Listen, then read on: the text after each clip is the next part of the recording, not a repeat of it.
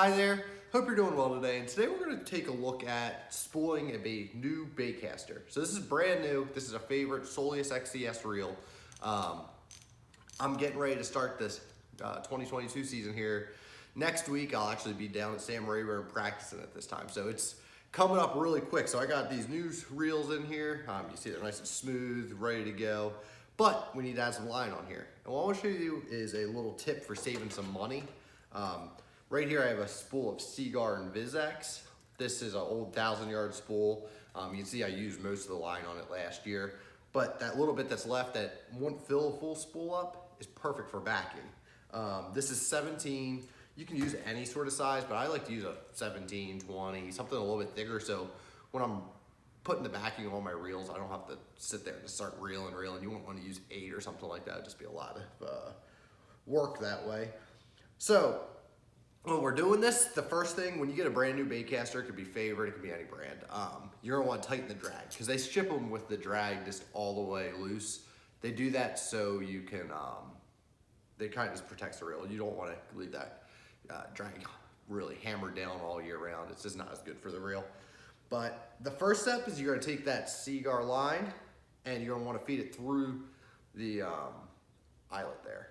If you don't do this when you go to reel, you're not gonna get that level wind on your spool going back and forth, and you're just gonna pile all your line all up. So you're gonna go through there, and then I'm gonna come over there and show you a little bit closer to the next step. Because what I'm gonna do is, you can see I have my line through the level wind. Come up close, and you can see on Favorites reels, they have these little notches in here, and that's perfect for this. You're gonna take the end of your line. What I like to do is I just stick it a little bit in there. I'll engage that reel and it pulls. So when I hit that to reel it, it starts to spin it around, but you can see it's all loose, which is not how you want it. You're gonna have to do a little bit of adjustments here, but that's the easiest way to get your line completely around that spool without trying to feed it through the backside and then back up. I used to struggle with it with other reels I used that didn't have those little notches in there. An option also is when you put it through there, is you can actually just start reeling it on there. It works until you catch a giant fish. You hook a big flathead catfish or something like that, and it starts to spool you. When you get to that end, you're not gonna be able to stop that fish. It's just gonna pull your line right off. With this, I'm gonna tie, I use an improved clinch knot. You can use an arbor knot that's made for attaching specifically to reels, but I think the improved clinch did a good job, so I don't tend to veer away from it very often. So what we're gonna do here is I wanna show you, give me 1 second, as I'm playing with this line, getting it straightened up. That way it's just around the spool once.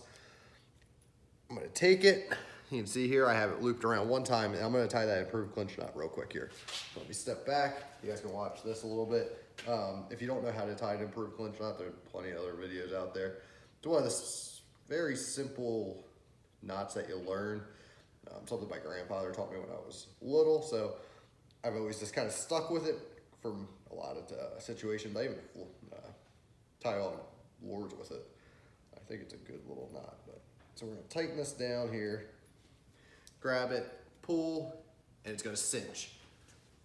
And you can see now that it's cinched down there, it's on my reel. I can pull on this as hard as I want. It's not gonna break off. And you're gonna wanna trim this little tag line here that's off. Otherwise, you're gonna have that thing flopping around all over the place. So let me grab my pair of scissors with me, so be careful if you're gonna use a utility knife. You don't wanna cut yourself. But we're just gonna go trim this little tag line. Give me 1 second. There you go. All right, so when I like to put this, start reeling the line onto the baitcaster itself, I like to put my line in this hat. So it sits down in there. What it does is it will spin freely and let you put your line on nice and even. One thing you wanna make sure you do here, you can see I have it nice and tight there, that knot. I'm gonna stand just like this so you guys can see. Make sure it goes on nice and even. Give me 1 second to readjust that hat. And you can see as it goes on there, it goes back and forth, side to side, just like that. and you're gonna wanna put it, depending on how much line you're using, like if you're using it for a flipping reel, I'll fill it up pretty full, because when you're flipping, you're only making that 10, maybe 15 foot pitch at a time. So you don't need as much either fluorocarbon or braid. When you're using for making a long cast, you wanna make sure you leave extra line. Also depends on if it's 10, 12, 17, 20 pound line. The thicker the diameter, the more room you're gonna need. So if you're making a long cast with 17, make sure you leave probably at least half the spool. If you're making a long cast with 12, you can put up on a little bit more. But you can see here from the edge of it, that's about typical. That's about half for me.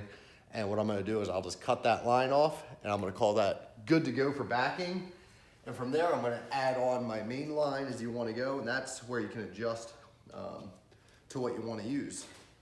The other thing about this is you can see here, this is a favorite that, like I said, it's a Soleus XCS. When you have a ton of reels, you don't know which size line is on there from tournament to tournament. So you can actually switch this with a little screwdriver and make it be where that arrow is pointing. It could be, the one side says F for fluorocarbon, the other side says M for mono, and it also has a B for braid, that's in like a rectangle. So you switch that and click it to where your line is, and that way you know exactly what's on there. So next time you're ready to go out, you can put, if you want to switch a reel to another rod or whatever, it's super easy and simple. But that's why I put backing on a baitcaster and how I do it. If you have any other questions, please put them in the comments below. If you do me a huge favor, please subscribe.